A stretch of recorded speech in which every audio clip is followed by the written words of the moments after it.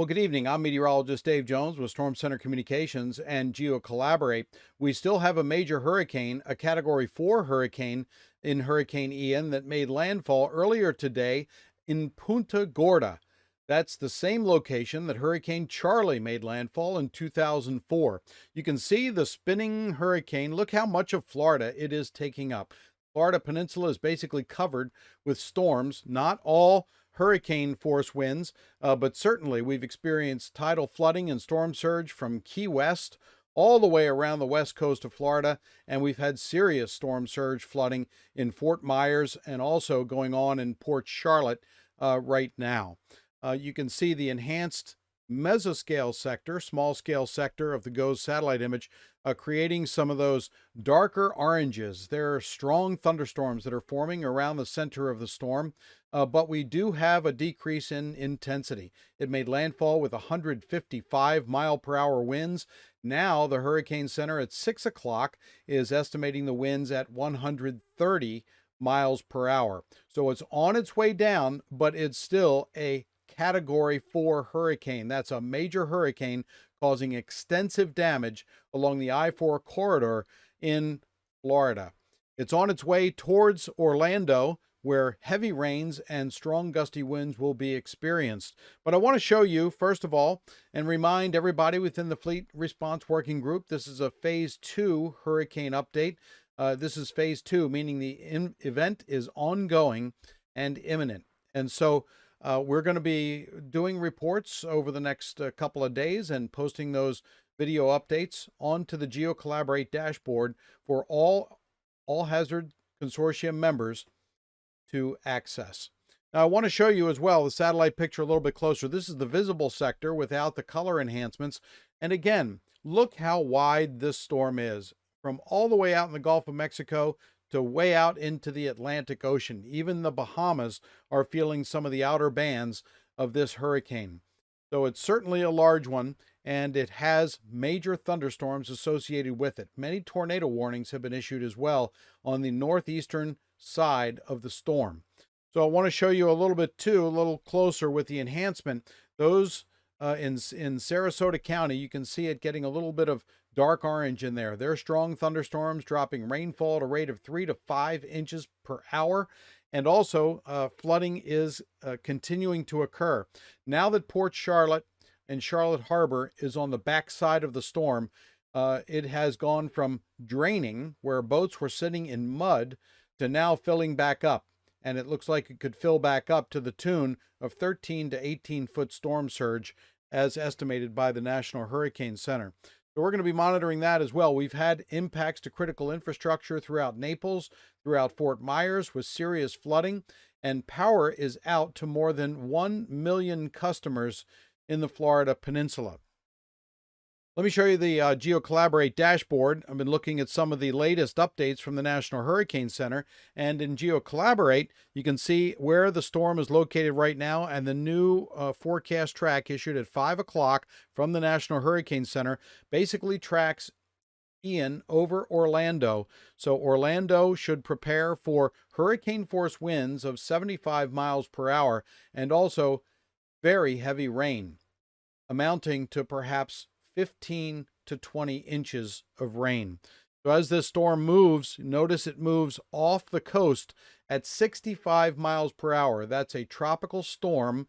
It's estimated to be off the coast close to this period of time. I'm going to click on this advisory here and see what time this hurricane is expected to go offshore. That is in 24 hours, so by 2 o'clock tomorrow.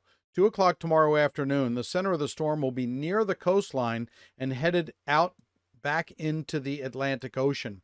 And when it does that, it's expected to maintain its intensity of 65 miles per hour. That means 65 miles per hour here and 65 miles per hour when it's about to make landfall in coastal South Carolina.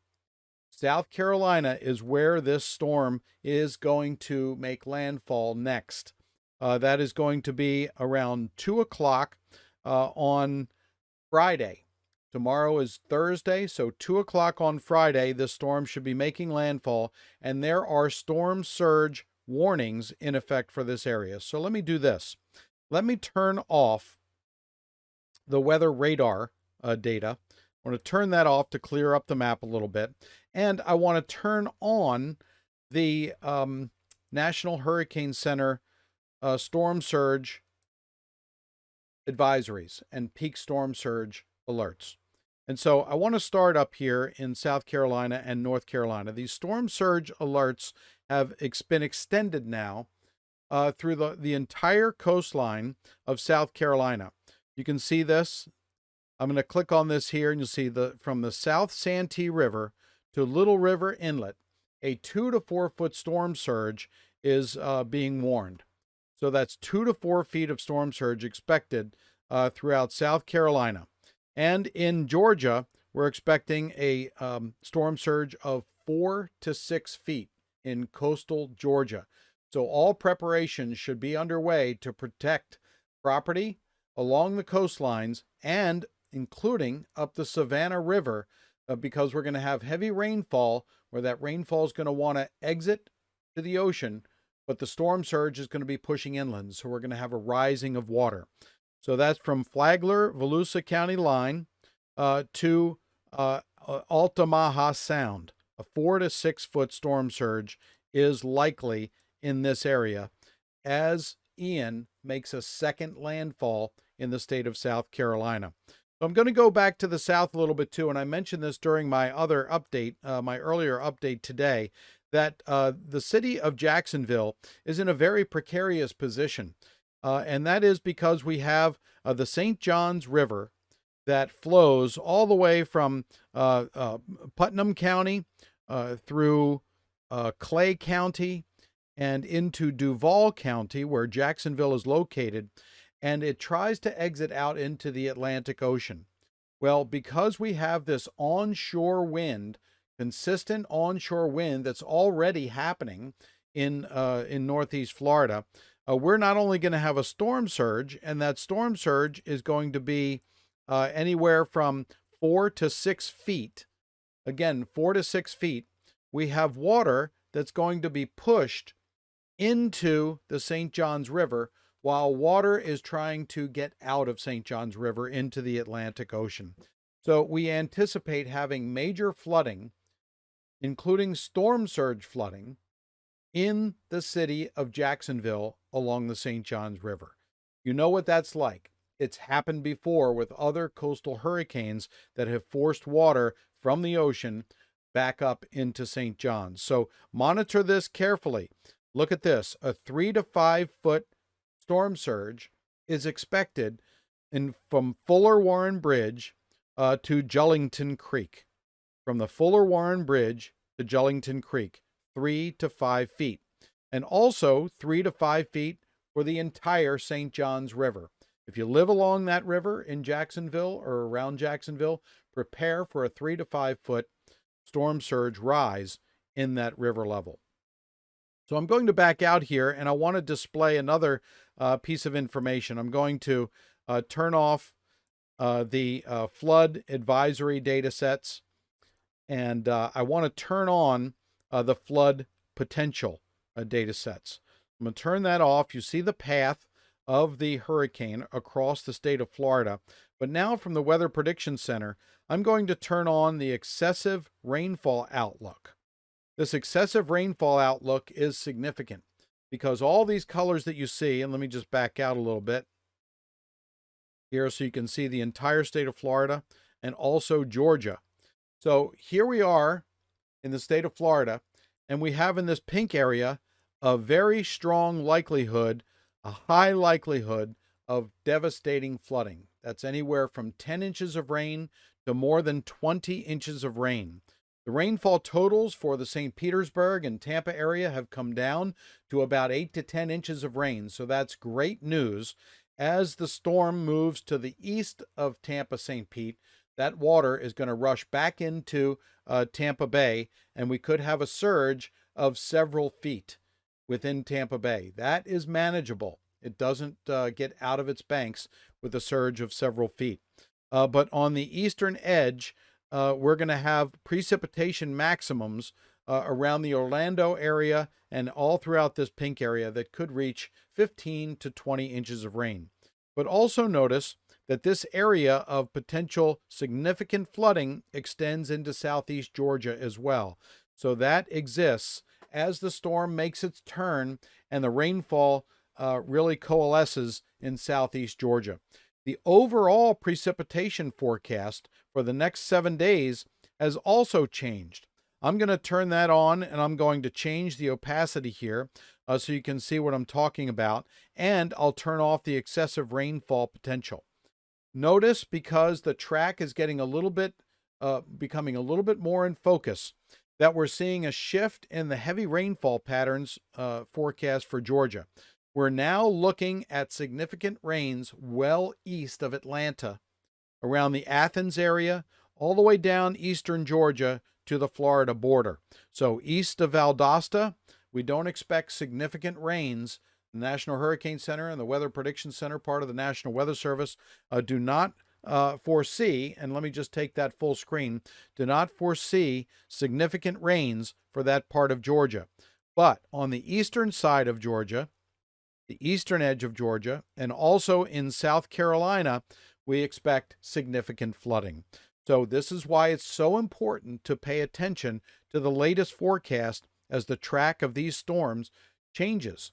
But you can see that significant bullseye once again in the central part of Florida that includes the Palm Coast down to Orlando.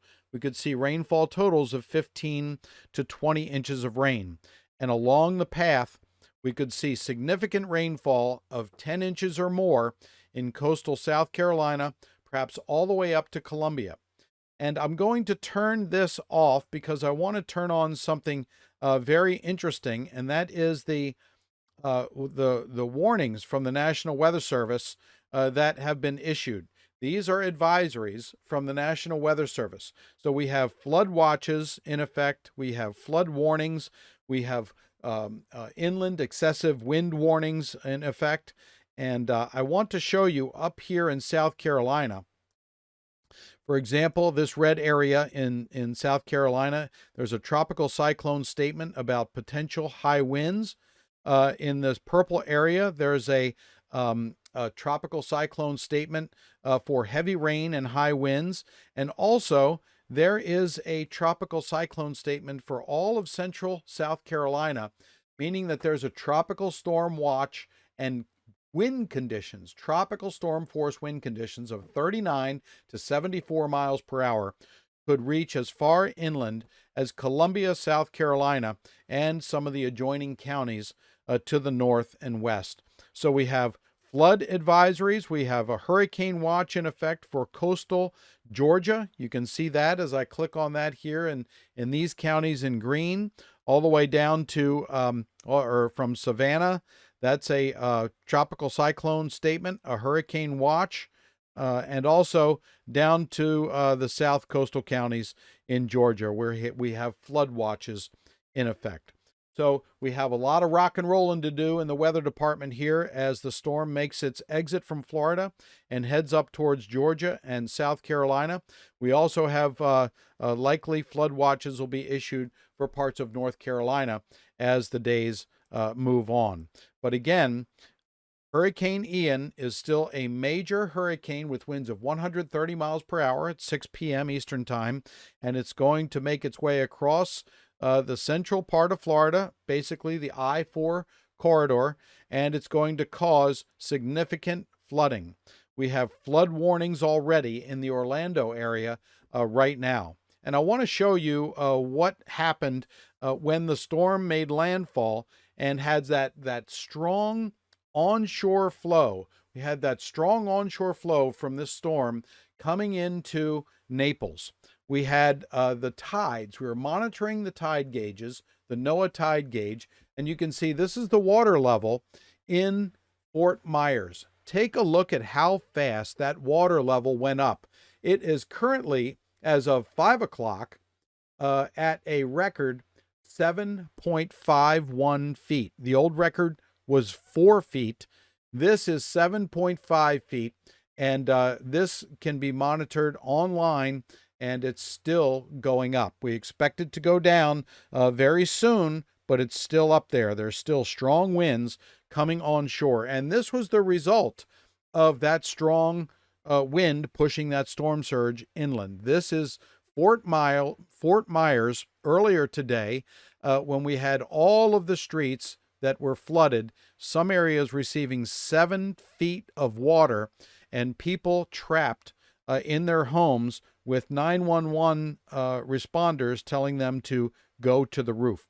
So we have active rescues going on in the Fort Myers area, and people were trapped in their homes. They're only single-story homes in this area, so we have a lot of damage, and power restoration can't happen until damage assessment is done. We've talked about that in previous updates.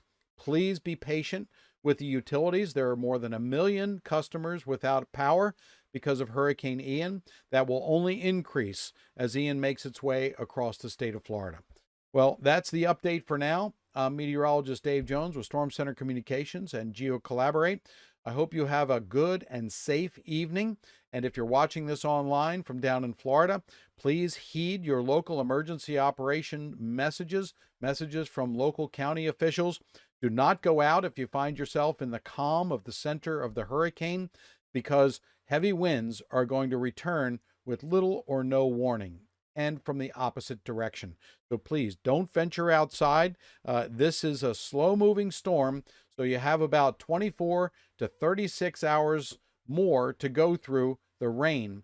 But once you get through the core of the hurricane, then it's just going to be rain. You'll be able to get your stress levels a little bit down, and hope this hurricane exits out of Florida and really diminishes. But we are watching the next target on the hurricane's mind, basically, and that is coastal Georgia and coastal South Carolina.